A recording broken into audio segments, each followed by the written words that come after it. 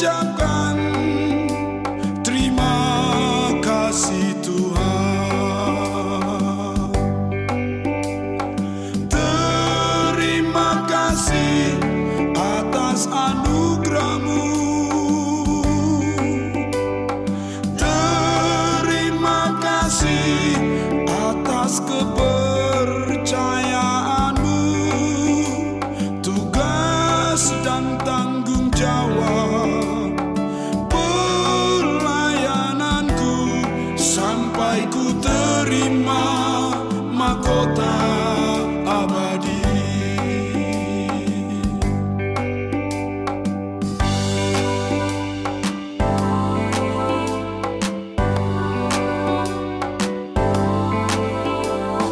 Kehidupan adalah anugerah Tuhan. Shalom, selamat pagi jemaat terkasih.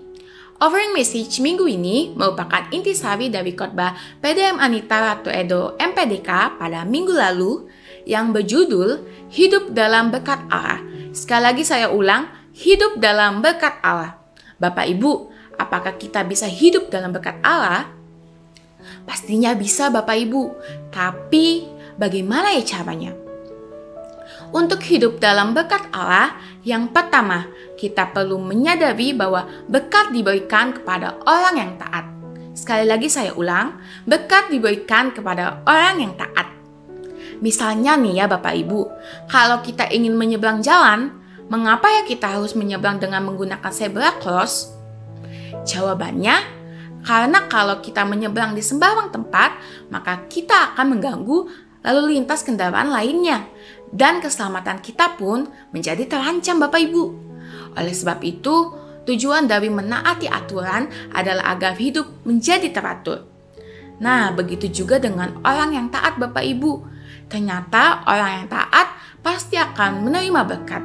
Kira-kira taat seperti apa ya yang dimaksud? Yang pertama, taat bekerja.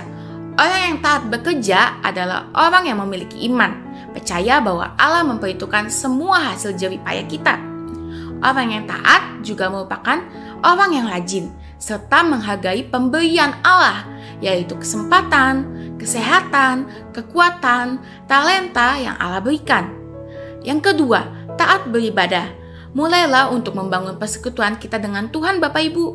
Jadikan Tuhan sebagai prioritas. Yang ketiga, taat memberi. Ternyata Bapak Ibu, pada saat kita telah diberkati, kita pun diperintahkan untuk menjadi berkat bagi orang lain. Orang yang memberi merupakan tanda orang yang diberkati dan tanda orang yang sedang menabur. Percayalah Bapak Ibu, bahwa orang yang setia menabur pasti akan menuai hasil taburannya.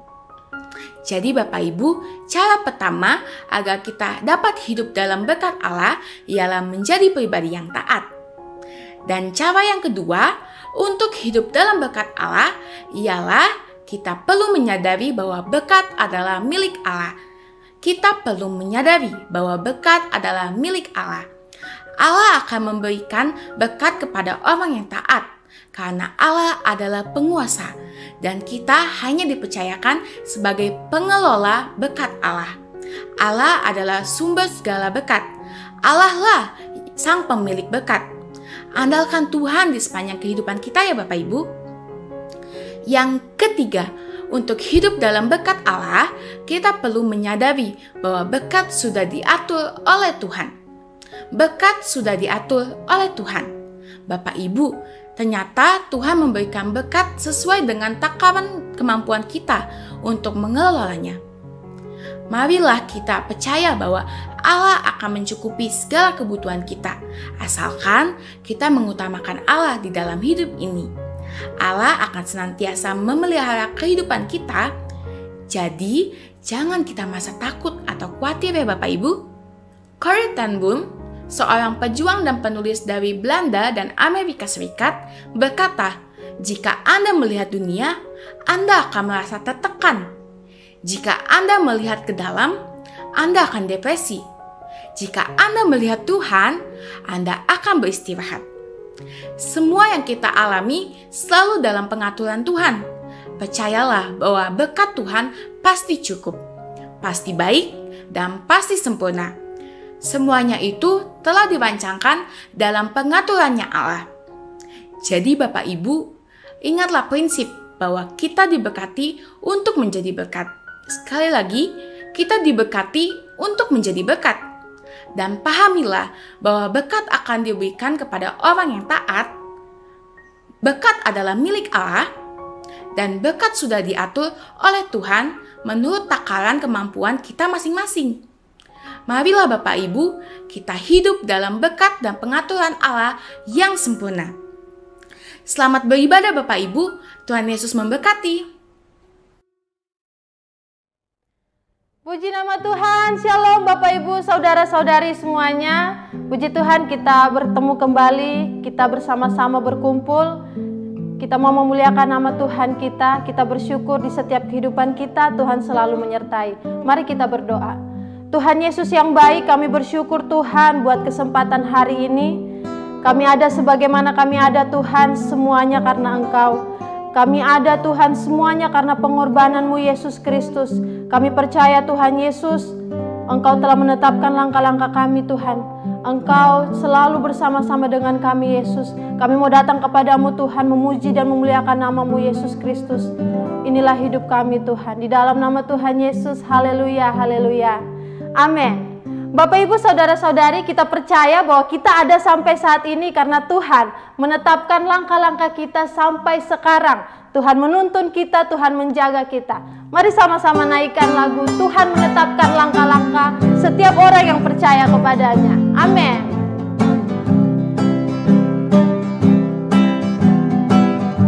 Katakan Tuhan menetapkan langkah-langkah orang. Tuhan menetapkan langkah-langkah orang yang hidupnya berkenan kepadanya. Apabila ia jatuh, tak sampai tergetar, sebab Tuhan menopang tangannya. Sekali lagi, Tuhan menetapkan langkah-langkah kita semua. Tuhan menetapkan langkah-langkah orang yang hidupnya berkenan kepadanya. Apabila kita jatuh, Tuhan ada bersama-sama dengan kita. Dia jatuh, tak sampai tergetar, sebab Tuhan menopang tangannya, tangannya, tangannya, tangannya, sebab Tuhan menopang tangannya.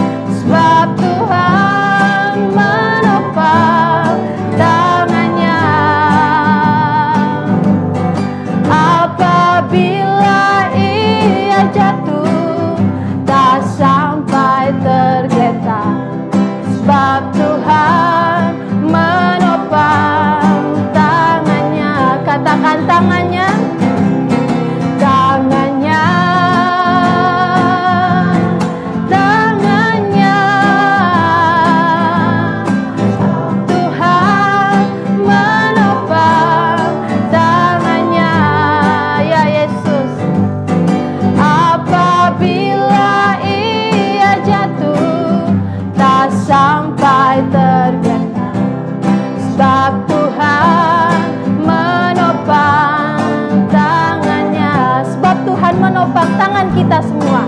Sebab Tuhan menopang tangannya. Oh, sebab Tuhan menopang tangannya. Haleluya, puji nama Tuhan. Berikan sorak-sorai kemuliaan bagi Tuhan Yesus kita. Haleluya, haleluya. Amin. Mari Bapak Ibu jemaat Tuhan, kita datang kepada Tuhan.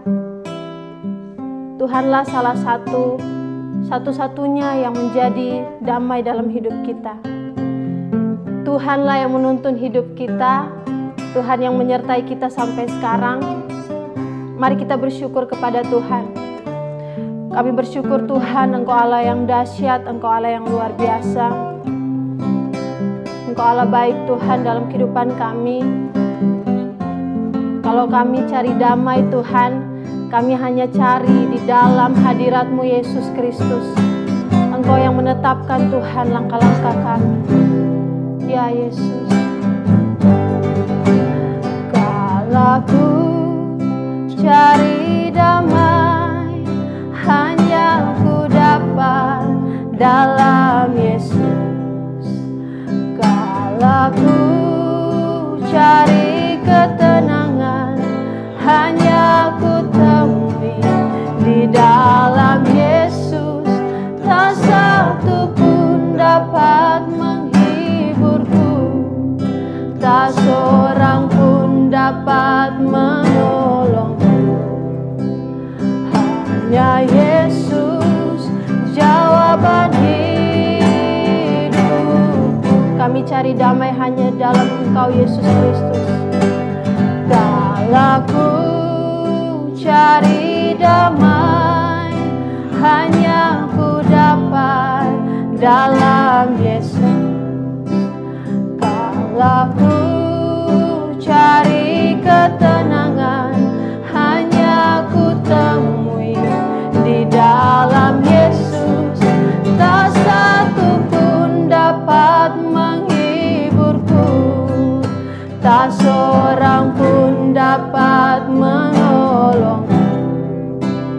Hanya Yesus jawaban hidupku. Bersama Dia hati kami tenang Tuhan. Bersama Dia hatiku tenang, walau dalam lembah kegelapan. Bersama Dia hatiku tenang, walau hidup penuh tantangan. Tak satu pun dapat menghiburku, tak seorang pun dapat menolongku. Hanya Yesus jawaban hidupku. Kami mau bersama-Mu Tuhan. Bersama Dia hatiku damai, walau dalam lembah kegelapan. Bersama Dia hatiku tenang, walau hidup penuh tantangan. Tak satu pun dapat menghiburku, tak seorang pun dapat menolongku. Hanya Yesus jawaban hidupku. Hanya Yesus jawaban hidupku. Hanya Yesus jawaban hidupku. Kaulah jawaban hidup kami Tuhan. Hanya Yesus jawaban hidupku.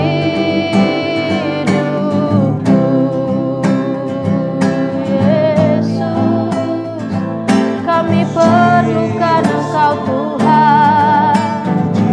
Kaulah damai kami, Kau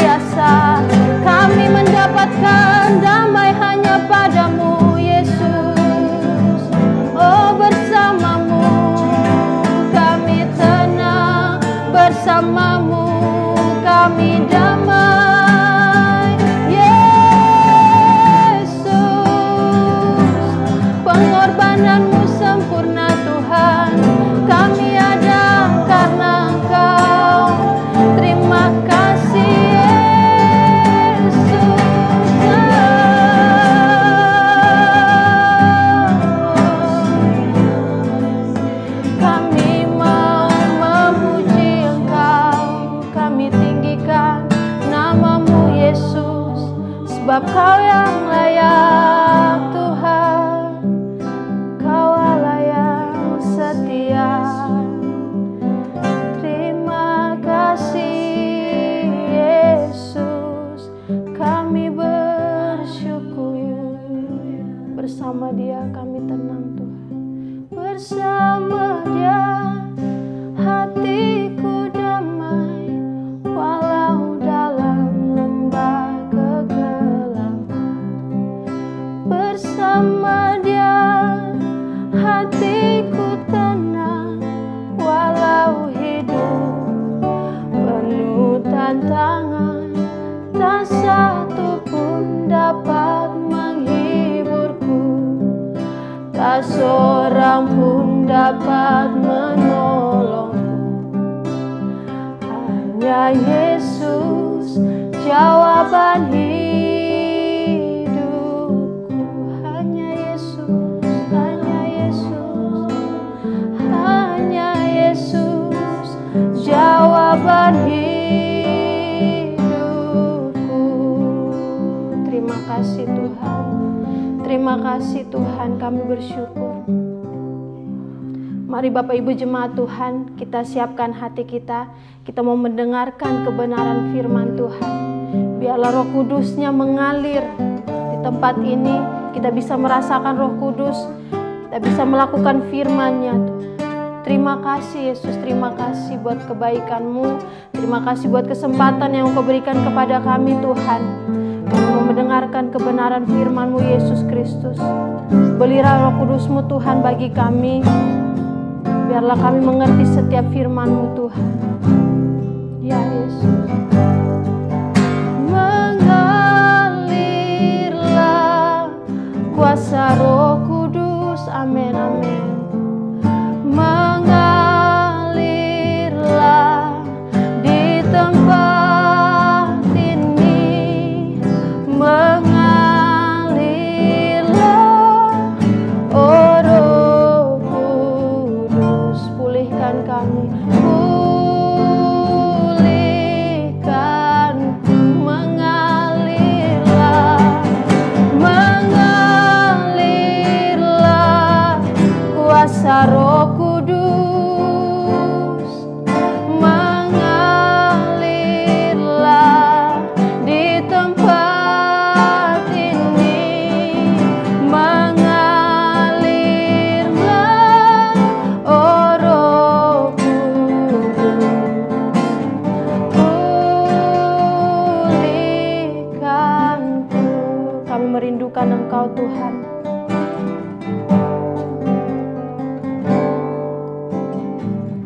Bagaikan tanah kering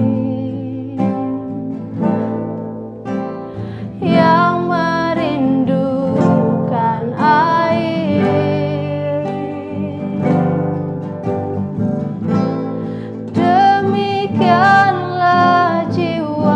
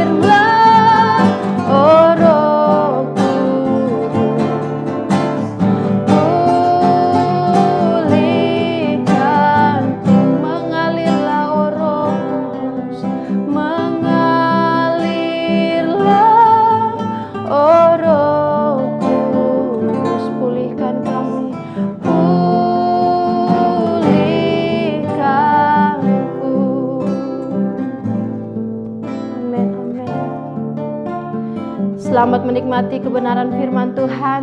Tuhan Yesus memberkati. Kami ada dalam pemeliharaan yang sempurna. Dan pagi hari ini kami bersekutu saudara-saudara seiman. Kami percaya Tuhan hadir dalam pertemuan kami, dalam ibadah kami pada pagi hari ini. Segala pujian, syukur yang telah kami naikkan, biarlah itu menjadi persembahan kami, pemberian kami yang harum di hadapan Tuhan. Pagi hari ini kami rindu untuk belajar dari kebenaran firman-Mu sehingga kami menjadi orang-orang yang semakin hari semakin dibentuk oleh Tuhan. Semakin dewasa di dalam Engkau ya Tuhan Yesus. Berkati pemberitaan firman-Mu pada pagi hari ini. Dalam nama Tuhan Yesus kami berdoa. Amin. Baik, salam Bapak Ibu sekalian. Selamat pagi buat kita semua. Ya, kita berjumpa kembali dalam ibadah ini. Saya percaya kita semua bersukacita pagi hari ini. Dan kita masih membahas tentang keuangan. Dan ini adalah pertemuan atau sesi terakhir. Ya, kenapa saya bilang sesi? Oke, nggak apa-apa. Sesi terakhir soal keuangan di bulan ini. Bapak Ibu Saudara yang dikasihi Tuhan, uang tidak bisa lepas dari kehidupan kita. Memang segala sesuatu atau memang uang itu merupakan sesuatu yang bisa dengan jujur kita berkata sudah menyita hidup kita.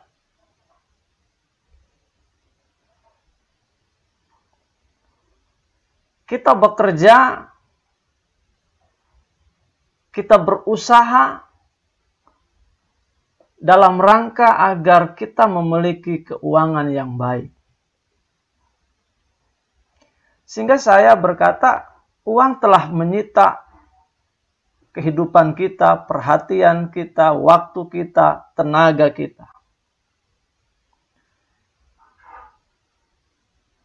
Tetapi kita harus menyadari bahwa uang bukan segala-galanya.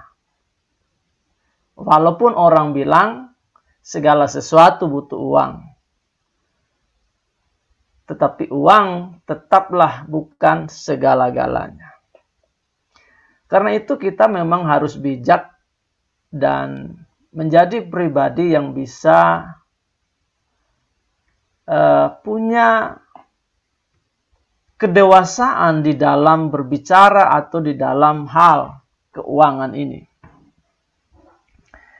Karena itu pagi ini saya ingin mengajak kita nanti merenungkan satu pembahasan terkait keuangan ini. Tentu saya tidak menempatkan diri sebagai seorang ahli keuangan. Saya bukanlah konsultan berlisensi tentang keuangan, tetapi paling tidak kita melihat dari sisi Alkitab, bagaimana agar kita memiliki keuangan yang berubah. Karena itu saya ingin men-share satu slide saja.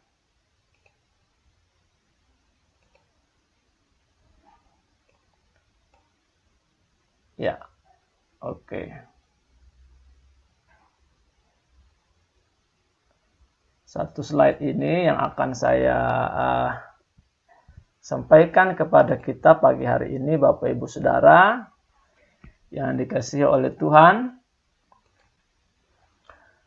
Cara mengubah keuangan. Nah, tentu keuangan ini bicara soal manajemen sistem nilai-nilai yang harus kita miliki terkait dengan uang. Bukan mengubah uang. Uang itu alat tukar. Nah, yang pertama yang harus kita miliki, pemahaman kita adalah bahwa cara Tuhan mengubah keuangan kita tentu bergantung pada respon dan tanggung jawab kita. Ini dulu yang harus kita pahami. Banyak orang ingin agar keuangannya berubah.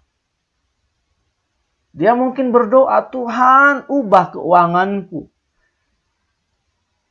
Tuhan juga bingung mengubah keuangan kita kalau kita tidak memiliki respon dan tanggung jawab yang benar. Sekali lagi, Tuhan itu bukan jin yang bisa mengubah keuangan kita sesuai dengan permintaan kita. Tuhan mengubah keuangan kita bergantung pada respon kita atau tanggung jawab kita yang harus kita kelola dengan sebaik mungkin. Nah, yang pertama yang kita bahas adalah bahwa agar memiliki keuangan yang berubah, kondisi keuangan yang berubah, maka pertama adalah rajin. Jadi orang yang rajin. Dalam pengertian kita harus mengeliminasi semua karakter-karakter kita yang malas. Ya. Banyak orang malas tetapi menghendaki keuangannya baik. Tidak akan mungkin itu terjadi. Orang malas dekat dengan orang bodoh. Dan orang bodoh pasti hidupnya melarat karena dia tidak mau berusaha. Saudara-saudara yang dikasihi Tuhan, Alkitab juga memberikan kita panduan terkait dengan hal ini. Saudara-saudara, dalam Amsal 14, saya bacakan buat kita. Kitab Amsal pasal yang ke-14 ayat 23. Dalam tiap jerih payah ada keuntungan. Tetapi kata-kata belaka mendatangkan kekurangan saja.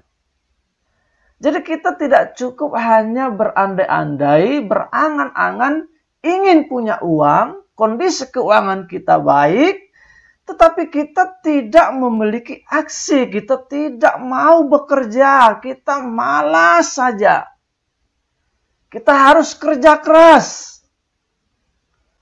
Kita harus berusaha dengan maksimal. Bukan berusaha seadanya, berusaha setengah-setengah, kerja sesuatu tidak dengan sungguh-sungguh. Tentu kita harus melakukan apapun dengan sungguh-sungguh sebagai bukti dari kita adalah orang yang rajin. Lalu kitab Amsal 28 ayat 19 berkata, siapa mengerjakan tanahnya akan kenyang dengan makanan. Nah, mengerjakan tanahnya akan kenyang dengan makanan. Artinya orang-orang yang berusaha dengan sungguh-sungguhlah yang akan menikmati hasil. Jadi tidak ada jalan pintas untuk memiliki keuangan yang berubah. Tidak ada jalan pintas. Tanggung jawab kitalah yang harus kita kelola dengan sungguh-sungguh, yang kita harus fokuskan agar kita menjadi pribadi yang rajin. Ya, 2 Timotius 2 ayat 6. Di sana juga Paulus menasihati Timotius dengan analogi seorang petani yang bekerja keras, dia menikmati hasil usahanya. Dalam 2 Tesalonika 3 ayat 10, Paulus menasihati siapa yang tidak kerja, ya tidak makan. Jadi ini pertama yang harus kita miliki agar keuangan kita berubah. Rajin, giat, tidak boleh malas. Kita harus berusaha dengan maksimal. Kita harus kerja keras. Tidak ada jalan yang mudah untuk memiliki keuangan yang baik. Jalan yang mudah hanya membuat kita bisa berdosa di hadapan Tuhan. Tetapi orang yang rajin, orang yang memaksimalkan usaha kerja kerasnya adalah mereka yang menghargai kasih karunia Tuhan. Jangan kita menjadi orang-orang yang menyalahgunakan kebaikan Tuhan, karunia Tuhan, kasih Tuhan. Kita jadi orang yang malas dan kita hanya menanti agar Tuhan mengubah keuangan kita. Itu tidak akan bisa. Tidak akan bisa. Tuhan melatih anak-anaknya agar bertanggung jawab. Sama ketika nanti atau ketika kita diperhadapkan misalnya anak-anak kita. Walaupun kita orang tuanya banyak uang, kaya, kita tidak mungkin berharap anak-anak kita, kalian gak usah kerja. Uang papa banyak, uang mama banyak, harta kita banyak, gak usah lagi capek-capek kerja. Itu orang tua yang gila begitu. Tapi Allah kita Allah yang melatih kita untuk menjadi pribadi yang punya karakter yang baik, yang unggul, bekerja. Sebagaimana Allah kita bekerja sampai dengan hari ini dia tidak berhenti, maka kita pun harus menjadi orang yang rajin bekerja. Dalam kitab Kejadian sudah jelas bahwa panggilan utama kita ditempatkan Tuhan di dunia ini adalah bekerja. Bekerja sebagai bagian daripada ibadah. Jadi kalau kita menjadi orang yang rajin, berarti itu sudah menjadi salah satu dimensi daripada ibadah kita kepada Tuhan. Kalau kita orang yang malas, sekalipun kita rajin ke gereja. Ini ya. Sekalipun kita rajin ke gereja tapi malas dalam bekerja, malas berusaha, malas kerja keras, maka sesungguhnya kita mengingkari inti daripada ibadah itu.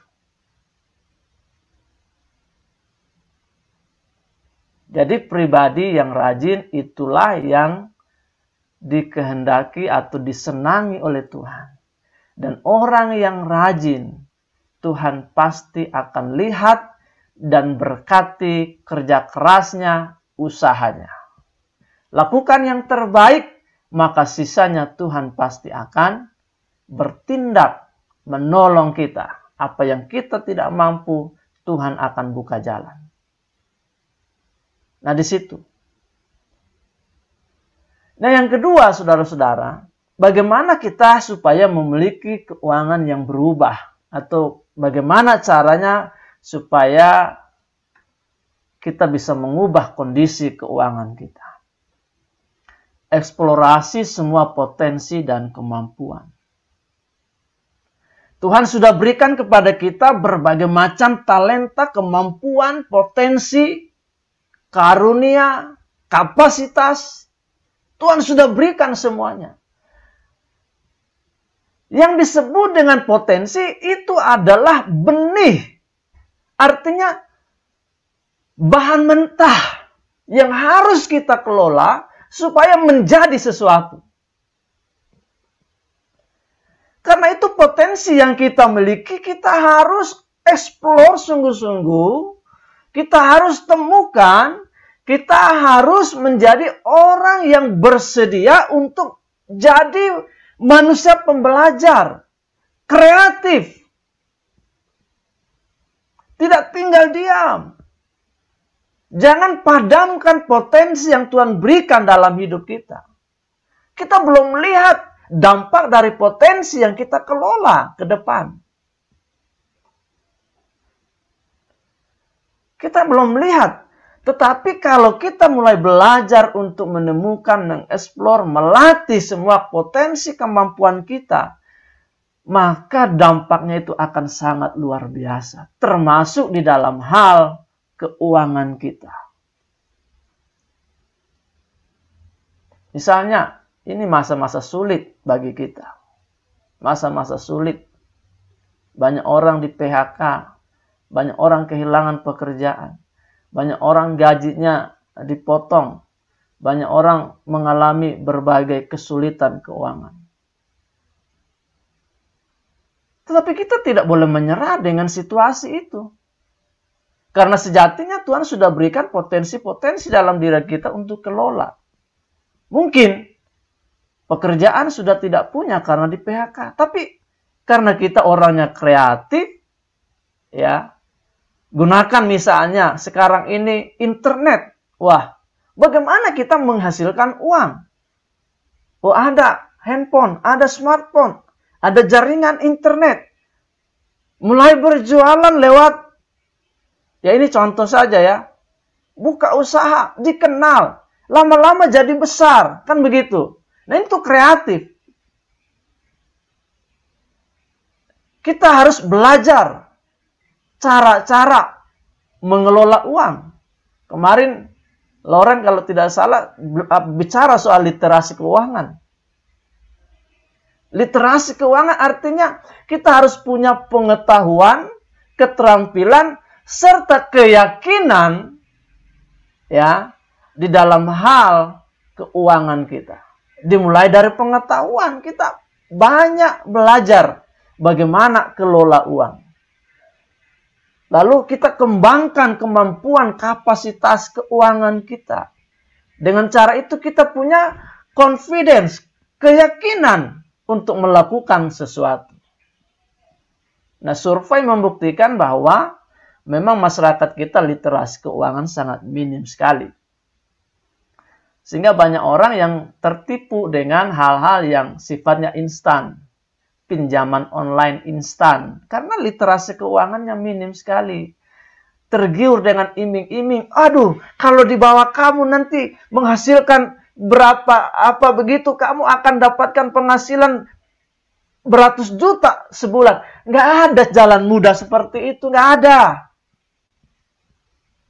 Nggak ada jalan mudah seperti itu. Kalau ada cara seperti itu, semua orang sudah melakukan itu. Pemerintah pasti sudah yang melegalkan cara-cara seperti itu. Nggak ada. Literasi keuangannya sangat minim.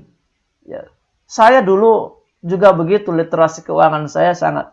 Sehingga beberapa kali juga saya terjebak dengan MLM dan akhirnya uang itu menguap begitu saja. Itu pengalaman. Itu pengalaman. Saya tidak bisa sembunyikan itu kegagalan masa lalu saya. Dan orang-orang juga pernah saya ajak, ya akhirnya mereka jadi korban kan begitu ya. Nggak jadi itu barang.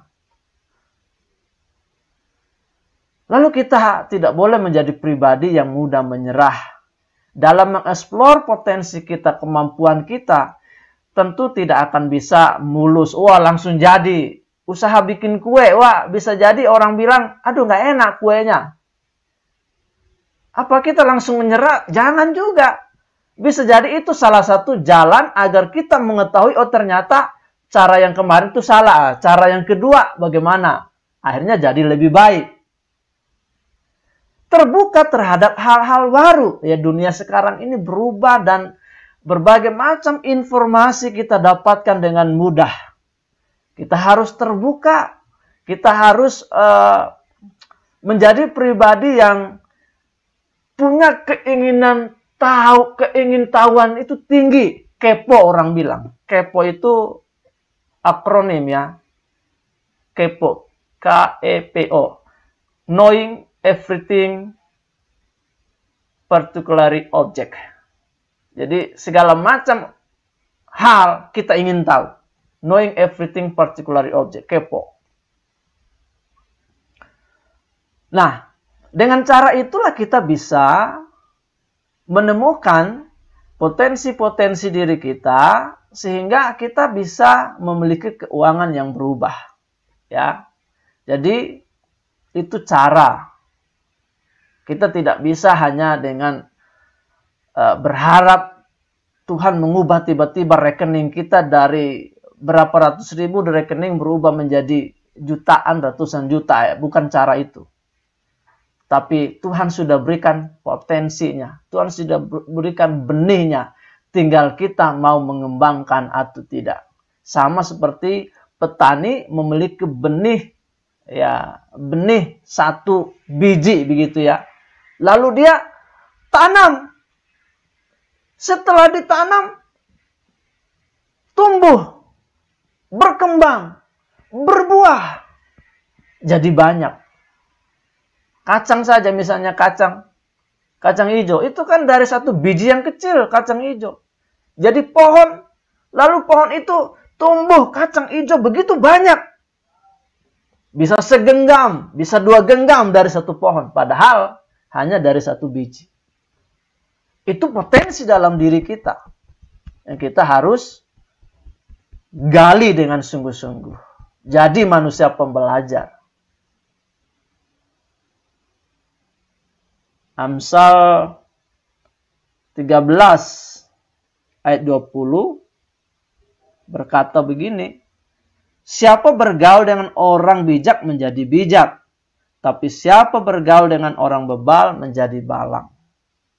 Artinya kita harus belajar dari orang-orang yang berhasil. Belajar dari orang-orang yang punya pengetahuan.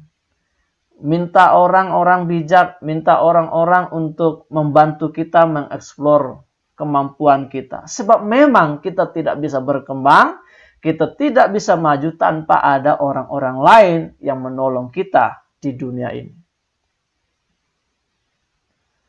Matius 25 ayat 14-30 itu berbicara tentang talenta. Yang punya 5 talenta, dia kembangkan menjadi 10.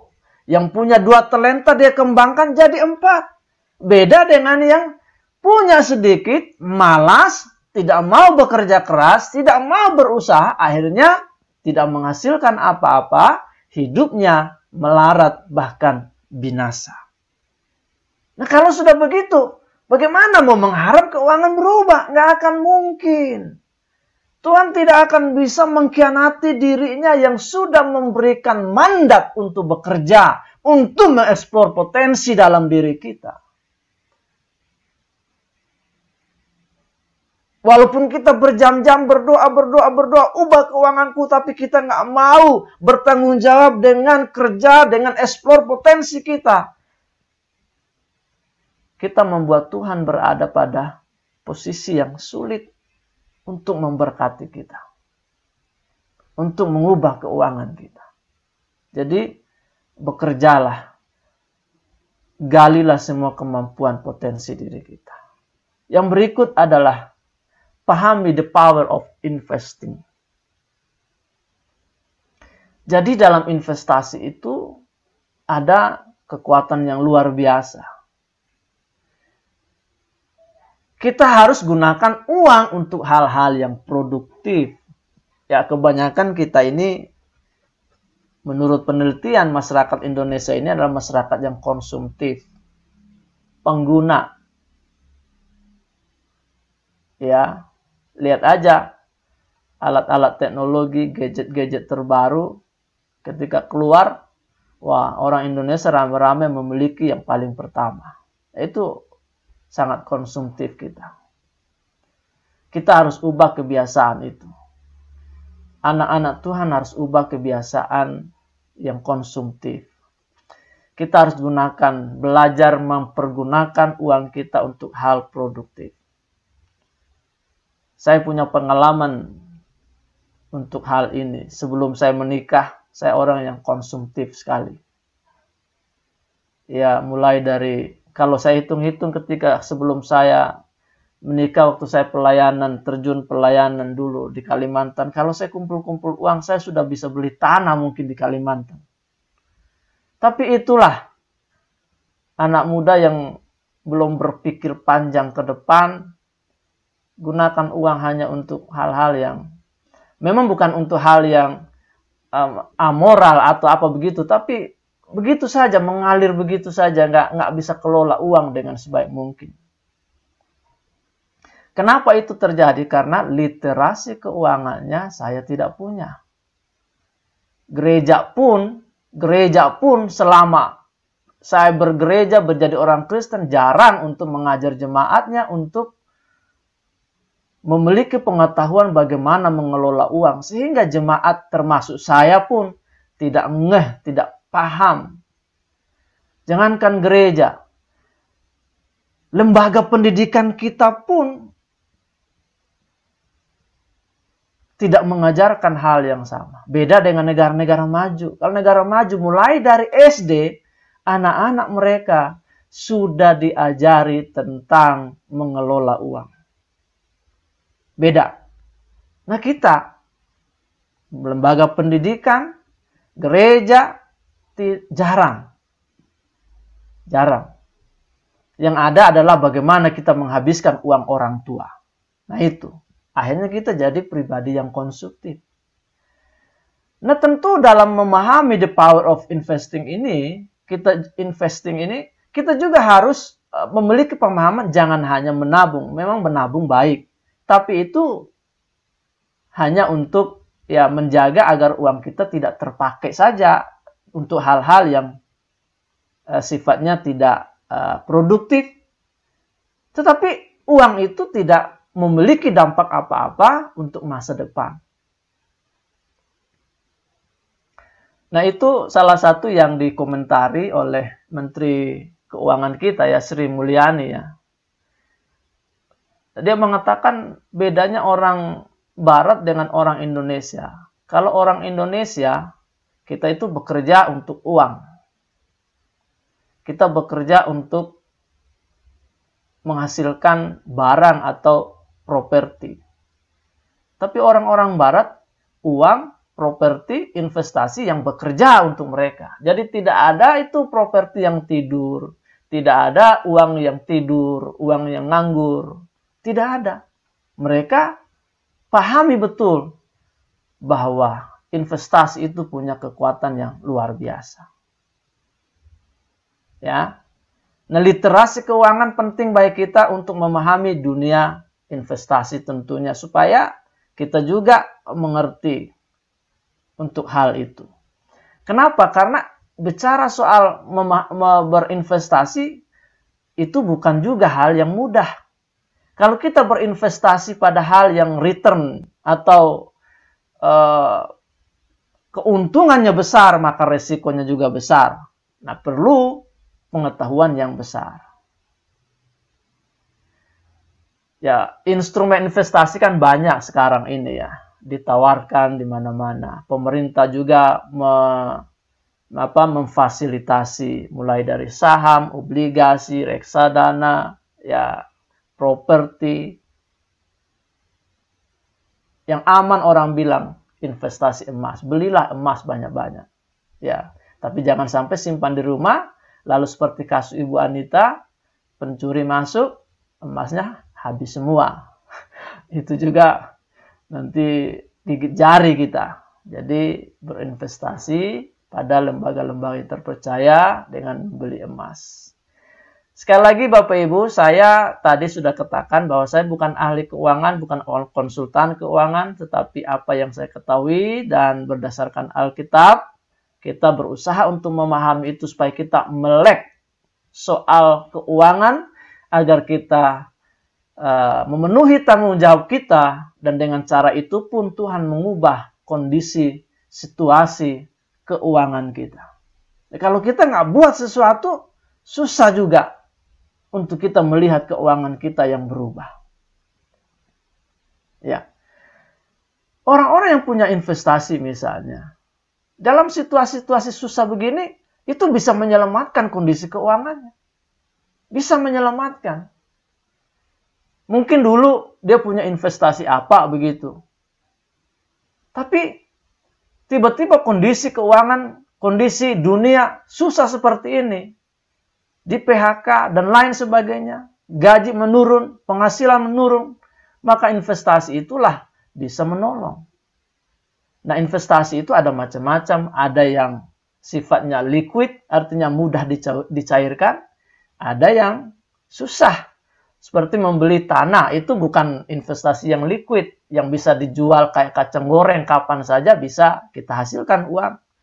Tapi yang liquid misalnya di saham. Ya, saham bisa dicairkan kapan saja.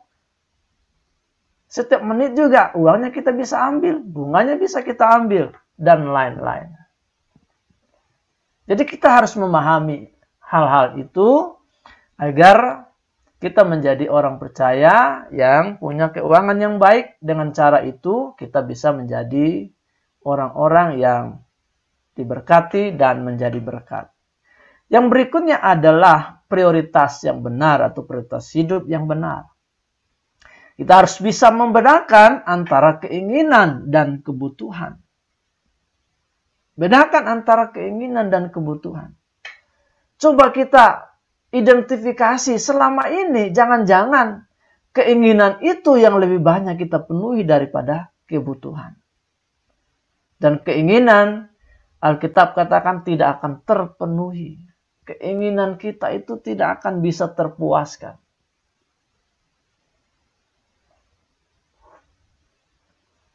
Kita harus bisa memiliki prioritas. Kalau prioritas di dalam penggunaan sumber-sumber keuangan yang Tuhan percayakan kepada kita. Kita memiliki nilai hidup yang tidak ditentukan oleh berapa banyak materi, uang, kekayaan, atau keinginan yang kita penuhi dalam hidup ini. Alkitab bahkan berkata, asal ada makanan dan minuman, pakaian cukup. Ya, jangan mengejar hal-hal yang hanya untuk prestis. Ya, hanya untuk dihargai oleh dunia.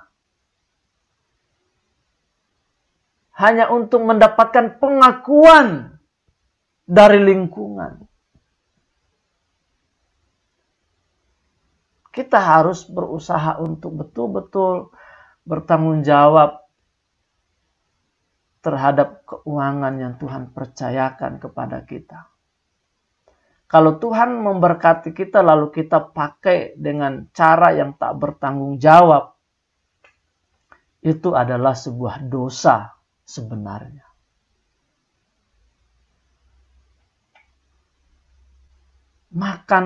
Makan pun ada orang yang diperbudak oleh keinginan lidahnya itu.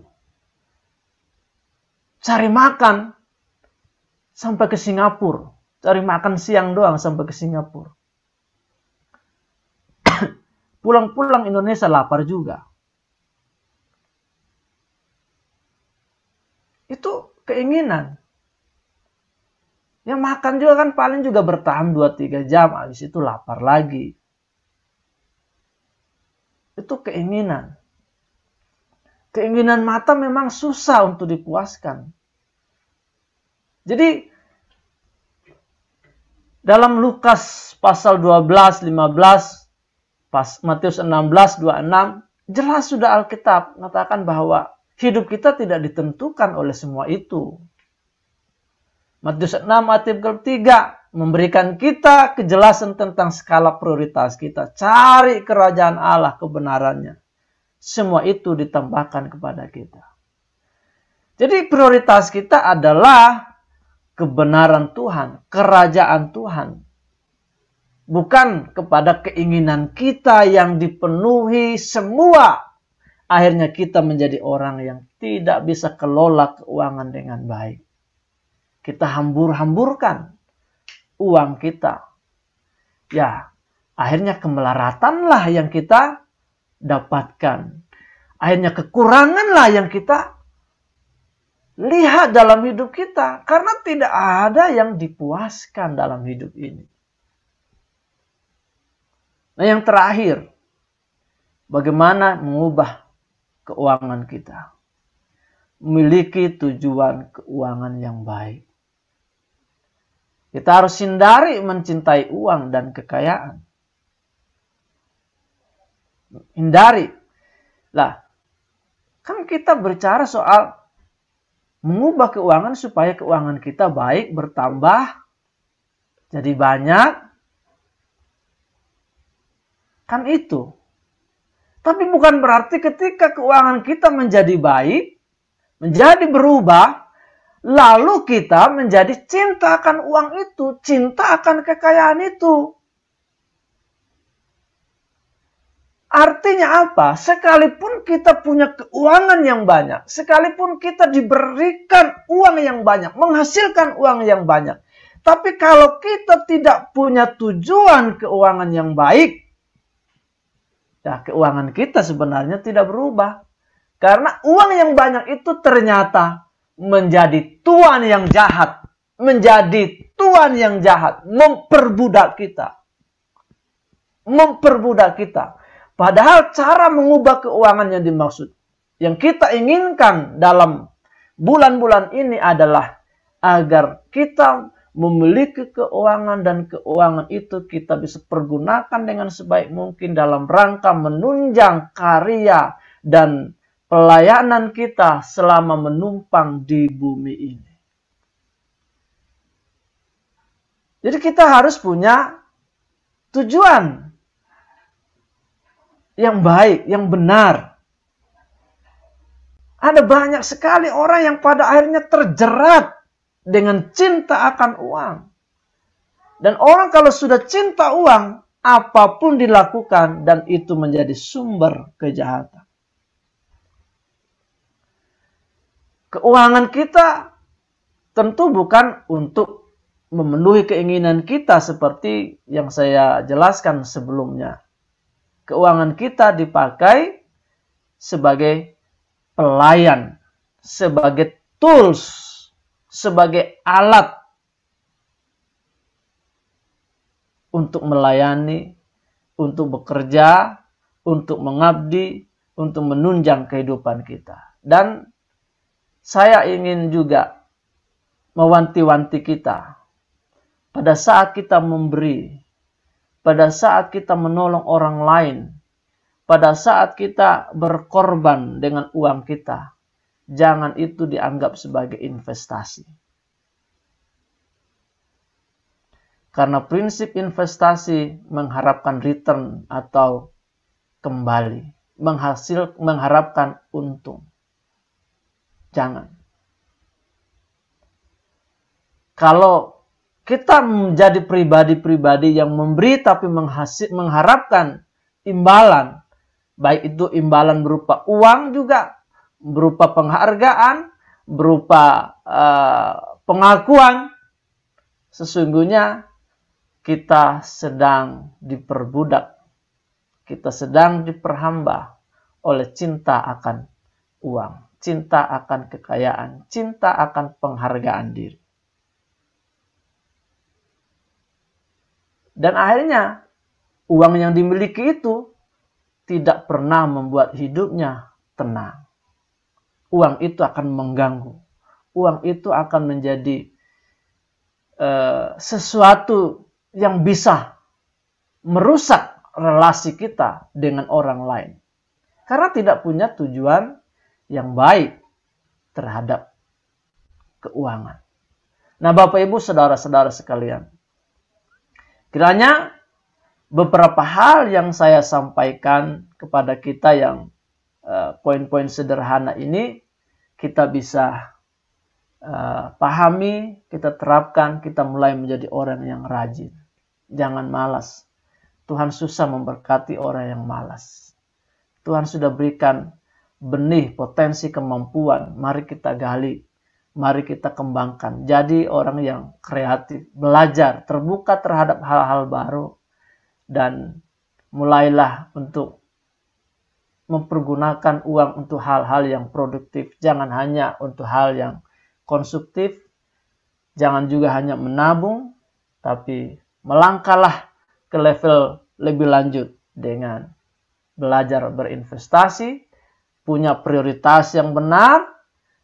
Jangan merasa bahwa hidup kita ditentukan oleh banyaknya hal yang kita miliki, yang hanya sekedar keinginan-keinginan kita agar mendapatkan pengakuan dari orang lain. Dan pada akhirnya kita harus punya tujuan keuangan yang baik. Sebab walaupun kita nanti diberikan Tuhan uang yang banyak, tapi kalau keuangan kita tidak punya tujuan yang baik, maka uang itu pada akhirnya kita dapatkan sebagai tuan yang menguasai, memerintah, yang membelenggu, dan kita diperhamba. Semoga kita semua pagi hari ini diberkati dan mendapatkan pencerahan, dan kita mulai melangkah ke depan. Dan saya percaya kita akan diberkati dalam hal keuangan oleh Tuhan. Tuhan Yesus memberkati. Mari kita berdoa. Bapa di surga, pagi hari ini kami bersyukur. Tuhan, kami banyak kelemahan, kekurangan di dalam hal tanggung jawab kami untuk mengelola keuangan kami. Kami mohon hikmat, kecerdasan, kemampuan lebih lagi dari Tuhan, agar kami menjadi orang-orang percaya yang bisa diberkati oleh Tuhan. Tuhan juga punya alasan yang jelas untuk memberkati kami, karena kami menunaikan tanggung jawab kami dengan baik di hadapan-Mu ya Tuhan. Berkati kami semua. Tolong kami rindu diberkati dan menjadi berkat. Dalam nama Tuhan Yesus kami berdoa. Saya serahkan kepada Pak Apit. Kami mengucap syukur Tuhan Yesus. Berterima kasih kepadamu ya Bapa, bahwa hari ini kami mendapatkan pesan yang istimewa, supaya kami mencari Allah dan kerajaan-Nya, sebab semuanya akan ditambahkan kepada kami. Ajar kami bijak mengelola Tuhan, supaya kami menjadi orang yang diberkati oleh Engkau. Ajar kami Tuhan Yesus tidak cinta akan uang, tetapi kami mencukupkan diri dengan apa yang ada pada kami. Hari ini kami belajar supaya kami dapat mengubah keuangan kami Tuhan. Bagaimana cara Tuhan mengubah keuangan kami bergantung pada respon dan tanggung jawab kami sebagai orang yang percaya. Tuhan tolong kami. Jika Engkau menilai kami menjadi orang Kristen yang malas, Tuhan tolong kami supaya kami menjadi orang Kristen yang tidak malas. Tidak jadi orang Kristen yang santai. Jangan biarkan kami menjadi orang Kristen yang biasa Tuhan. Tetapi ajar kami berusaha maksimal, kerja keras dalam kehidupan kami Tuhan. Karena Engkau sendiri berkata kalau kami tidak bekerja, kami jangan makan. Tuhan tolong berikan kepada tangan kami supaya kami menjadi orang Kristen yang rajin. Di dalam nama Yesus. Biar jemaat Tuhan di GBI Kasih, jemaat yang rajin bekerja keras untuk kemuliaan Tuhan. Tuhan tolong kami, berikan kemampuan kami mengembangkan potensi dan kemampuan apa yang kami miliki. Terlalu banyak dan melimpah apa yang Kau beri pada kami. Tuhan tolong supaya kami kreatif untuk mengembangkannya. Belajar ya Bapak. Untuk belajar dari berbagai informasi, literasi yang ada ya Bapak. Ajar kami tidak mudah menyerah dalam setiap tantangan dan pergumulan. Tolong kami Tuhan. Supaya kami belajar terbuka untuk mengembangkan keilmuan, kemampuan, talenta yang kami miliki. Supaya kami bisa ya Bapak menjadi berubah dalam keuangan. Supaya kami mempermuliakan nama-Mu dengan uang kami. Tuhan tolong kami. Ajar kami menabung Tuhan. Tetapi lebih lagi menjadi orang yang berinvestasi ya Bapak. Tuhan tolong kami supaya belajar prospek ke depan. Supaya kami lebih berpikir maju Tuhan di dalam Engkau. Kami banyak terbatas soal keuangan. Tuhan pimpin dan tuntun anak-anak muda-Mu di GBI Kasih. Supaya kami banyak belajar untuk hal ini. Tuhan tolong kami punya prioritas yang benar ya Bapak. supaya kami bisa tahu membedakan dengan hikmat, mana keinginan, mana kebutuhan. Tuhan tolong supaya kami mengembangkan nilai-nilai hidup yang benar sesuai dengan firman Allah. Bukan berdasarkan uang, tetapi berdasarkan kehendak dan rencana Allah. Untuk memenuhi kebutuhan kami, bukan keinginan kami. Tuhan tolong supaya kami tidak terikat oleh keuangan. Melainkan kami memiliki tujuan yang benar. Bahwa berkat yang Engkau berikan pada kami. Supaya kami dapat menjadi berkat bagi orang lain. Berkat yang Engkau berikan pada kami. Supaya kami salurkan menjadi berkat bagi orang lain dan memuliakan Allah. Supaya setiap apa yang kami miliki, kami memuliakan Allah dengan kekayaan kami. Tuhan tolong kami supaya kami tidak terikat oleh uang dan tidak mencintai uang ya Bapa. Kami tahu kami butuh uang, tetapi uang bukan tujuan, tetapi untuk kemuliaan Tuhan. Bapa, pada sesi terakhir ini Tuhan Yesus untuk bulan Agustus, bagaimana Yesus mengubah kehidupan kami soal keuangan. Tuhan tolong ya Bapa, pimpin dan arahkan kami supaya jadi orang Kristen yang berubah. Di dalam nama Yesus Kristus. Berkati Pak Ferdinand Edu Tuhan dalam menyampaikan firman Allah. Sehingga nama Tuhan dipermuliakan dan ditinggikan. Istri dan anak-anak mereka Tuhan Yesus Tuhan Engkau berkati. Nama Tuhan dipermuliakan dan ditinggikan. Terima kasih Bapak. Bapak, hari ini kami menyerahkan ya Bapak Ibu Komala Jaya, gembala senior kami, Tuhan Engkau berkati. Seluruh keluarganya Tuhan Engkau berkati. Anak-anak menantunya, cucu-cucunya Tuhan berkati. Tutup bungkus dengan darah Yesus Kristus. Kau memberkati secara khusus Pak Hanafi, Tuhan menyembuhkan dan memberikan kesehatan. Pak Jeffrey yang ada di rumah sakit, Tuhan jamah dan sembuhkan. Dalam nama Yesus. Bapak Engkau berkati Oma Su Tuhan, Oma Dadang, Oma Sri Tuhan, Oma Gin. Semua Oma Sinar Tuhan jamah dan sembuhkan. Tuhan memberkati Icing, Ibu Nuryani Tuhan Engkau menyembuhkan. Ciana Tuhan menyembuhkan. Dedi adik hamba Tuhan menyembuhkan. Dalam nama Yesus. Terima kasih. Kami serahkan seluruh jemaat ke dalam tangan-Mu dalam kehendak dan rencana Allah. Tuhan Engkau menjaga dan memberkati. Terutama mereka yang menghadapi pergumulan-pergumulan dalam bidang keuangan.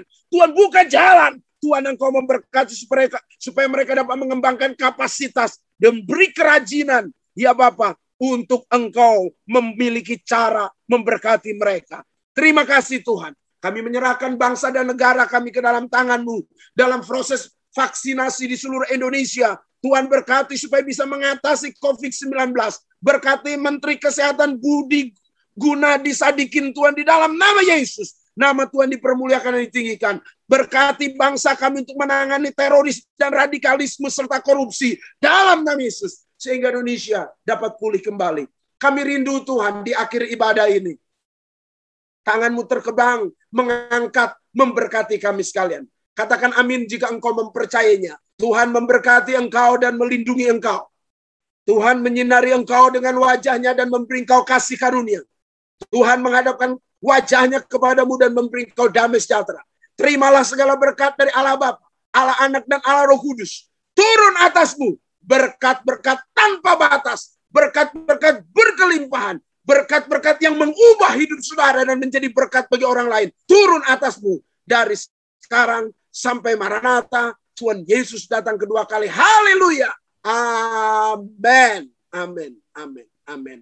Tuhan Yesus memberkati. Selamat hari Minggu.